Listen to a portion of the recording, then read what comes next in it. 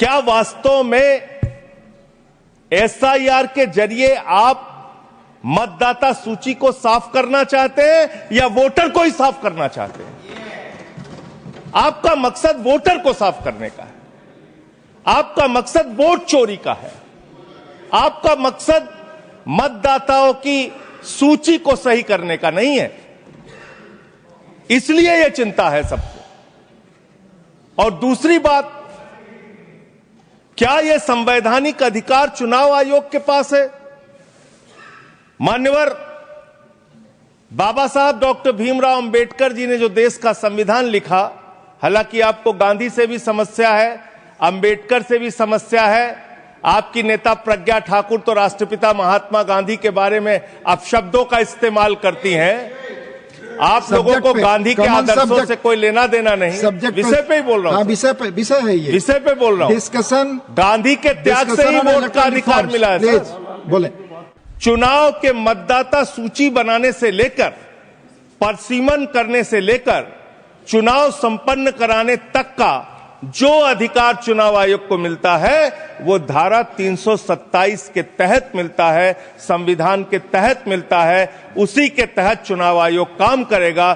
चुनाव आयोग कोई राजनीतिक पार्टी नहीं है, उसको चुनाव नहीं लड़ना है। चुनाव लड़ना है राजनीतिक पार्टियों को। राजनीतिक पार्टियां बैठती हैं पार्लियामेंट में और संविधान के मुताबिक जो 327 के तहत पावर चुनाव आयोग को दी जाएगी, उसी के तहत चुनाव संपन्न होगा। अब आगे आ जाइए सर।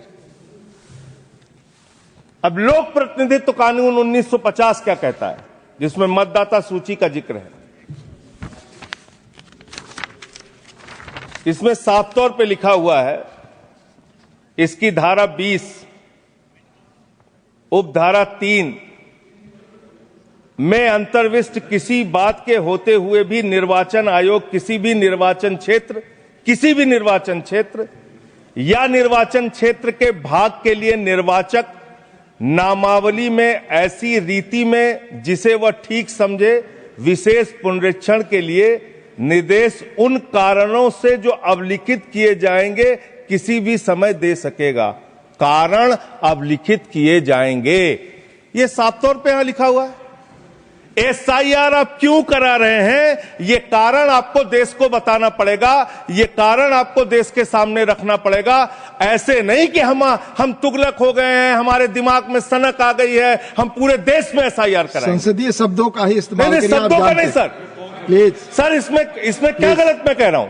हर दिन इन्होंने यहाँ पे तमाशा किया है, हमारा दिल दहल जाता था इनको देखकर। एसआईआर ये वेल में उतर जाते थे। यहाँ पर इन लोगों ने डराना, धमकाना, धक्का मुक्की, ऐसा कोई इन्होंने किसी तरह की कोई बदतमीजी नहीं है जो एक भी दिन इन्होंने संसद भवन चलने नहीं दिया। हम जनता के प्रतिनिधि हैं, हम यहाँ पर उनकी आवाज लेकर आते हैं, हम कुछ सीखने आते हैं, हम नए सांसद हैं।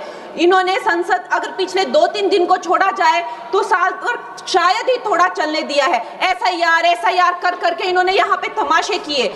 लेकिन अब जब इनको बोलने की बारी आई एसआईआर पे, तो अध्यक्ष महोदय जी, हम देख रहे हैं कि कल leader of opposition Rahul Gandhi ji ने, मुझे लगा क्या खुलासा होगा, हम भी बड़े उत्सुक थे। सारी साल हमने एक ही शब्द सुना है, अब ये क्या ग्रैंड रेवलेशन होगी। लेकिन राहुल गांधी जी जो लीडर ऑफ ऑपोजिशन है, उन्होंने कल जब कहा खादी है, खादी में धागे हैं, धागे में लोग हैं, लोगों के अंदर, उनको जब कहा गया कि आप पॉइंट की बात कीजिए, तो उन्होंने कहा कि मैं अपना फ्रेम कर रहा हूं, मैं अपना आर्गुमेंट फ्रेम कर रहा हूं। और इतनी देर बाद जब वो फ्रेम करके पहुंचे तो ले देकर वो वापस उसी अंतर्राष्ट्रीय मूल की महिला, अध्यक्ष जी, मैं एक महिला होने के नाते आपसे रिक्वेस्ट करना चाहती हूं कि every woman is entitled to her dignity. वो अंतर्राष्ट्रीय मूल की है, विदेशी महिला है, लेकिन उन्होंने कितनी बार आकर उन्होंने सोशल मीडिया पे कहा है कि मैं कभी भारत नहीं गई हूं, मेरा हरियाणा चुनाव से कुछ लेना देना नहीं है। लेकिन फिर भी ये लोगों ने बिना किसी ठोस सबूत के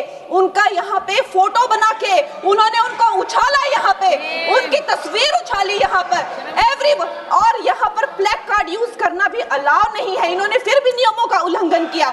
मैं चाहती हूं सबसे पहले तो मैं इस सदन की तरफ से उन महिला से बहुत ही माफी मांगती हूं कि इस सदन में बिना कि उनकी आजकल जो पर्सनैलिटी राइट्स का भी एक बहुत बड़ा क्राइम होता है, उसके उपरांत उनका फोटो यहां यूज किया गया। मुझे बहुत खेद है। भारतीय संसद भवन की तरफ से हम उनसे माफी मांगते हैं।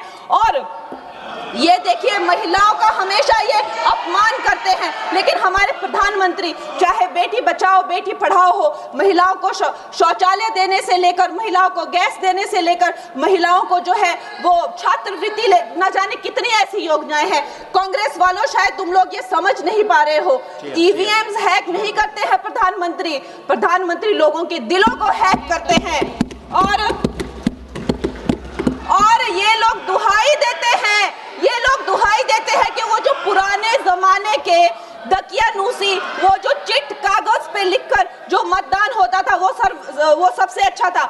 ये लोग भूल गए वो दिन, आप लोग भूल गए वो दिन। इंदिरा गांधी वर्सेस राज नारायण का केस, उसको जो है इतिहास में The case that shook the nation के नाम से जाना जाता है। उस पर मैंने एक फिल्म भी बनाई हुई है।